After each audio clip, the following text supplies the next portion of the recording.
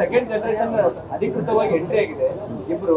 So ಇದನ್ನ ರಾಜಕೀಯವಾಗಿ ಯಾರ್ಯಾರು ಹೆಂಗೆ ವಿಶ್ಲೇಷಣೆ ಮಾಡ್ತಾರೋ ಗೊತ್ತಿಲ್ಲ. ಈಗ ಸಾಕಷ್ಟು ಜನ ಅವ್ರವ್ರ ಫ್ಯಾಮಿಲಿಗೆ ಕೊಟ್ಕೊಳ್ತಾ ಇದ್ದಾರೆ ಅನ್ನುವಂತ ಮಾತುಗಳು ಮುಂದಿನ ದಿನಗಳಲ್ಲಿ ಬರ್ಬೋದು. ಸೊ ಇದಕ್ಕೆ ಅಲ್ಲ, ಈಗ ನೋಡ್ರಿ, ಫ್ಯಾಮಿಲಿ ರಾಜಕಾರಣ ಭಾಳ ಸಲ ನಾನು ಇದ್ರ ಕ್ಲಿಯರು ಮಾಡಿದ್ದೇನೆ. ಇದು ನಮ್ಮ ಫ್ಯಾಮಿಲಿಯಿಂದ ಒಟ್ಟೆಲ್ಲ ಜಿಲ್ಲಾದಾಗ ಇತಿಹಾಸ ತೆಗೆದು ನೋಡ್ರಿ, 50 ವರ್ಷದಿಂದ ಎಲ್ಲರ ಫ್ಯಾಮಿಲಿ ಅವರು ಅವ್ರ ಮಕ್ಕಳು ಎಲ್ಲ ಮಾಡ್ಕೊತ ಬಂದಾರೆ, ದೇಶ ಒಳಗೂ ಮಾಡ್ಕೊತ ಬಂದಾರೆ.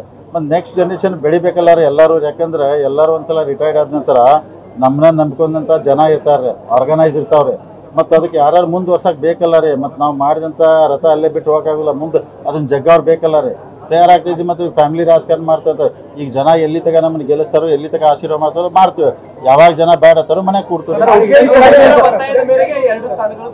ಅದು ಐತ್ರಿ. ಮತ್ತು ಪೊಲಿಟಿಕಲಿ ಮತ್ತು ಯಾಕಂದ್ರೆ ಏನಿಲ್ಲ ಜನ್ರೇಷನ್ ಸಂಬಂಧ ಮತ್ತು ಅಲ್ಲಿ ನಿಂತ ಎಲ್ಲ ಕೆಲಸಗಳನ್ನ ನಮಗೆ ಮಾಡೋಕ್ಕಾಗಲ್ಲ. ಲೋಕಲ್ದಾಗೆಲ್ಲ ಹುಡುಗರು ಮಾಡ್ಕೊತ ಹೋಗ್ಬೇಕಲ್ಲ, ಮಾಡ್ತಾರೆ.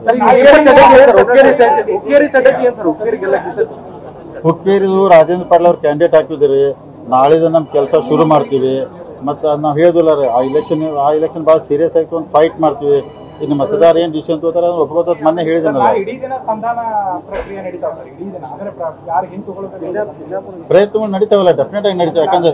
ಯಾಕಂದ್ರೆ ಒಬ್ಬೊಬ್ಬರು ಸುಮ್ಮನೆ ನಾಮಿನೇಷನ್ ಕೊಟ್ಟಿದ್ದಾರೆ, ಒಬ್ಬರು ಸೀರಿಯಸ್ ಆಗಿ ಕೊಟ್ಟಿದ್ದಾರೆ. ಸುಮ್ಮನೆ ಕೊಟ್ಟಾಗ ಕನ್ವಿನ್ಸ್ ಮಾಡಿ ಬೇಡಪ್ಪ ಅಂತ.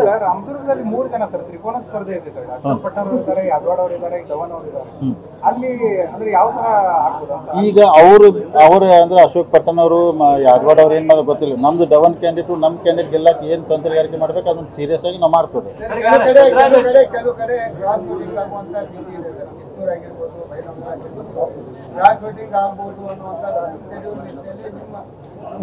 ಅದನ್ನ ಯಾರು ತಡೆಯಕ್ಕಾಗೋದು.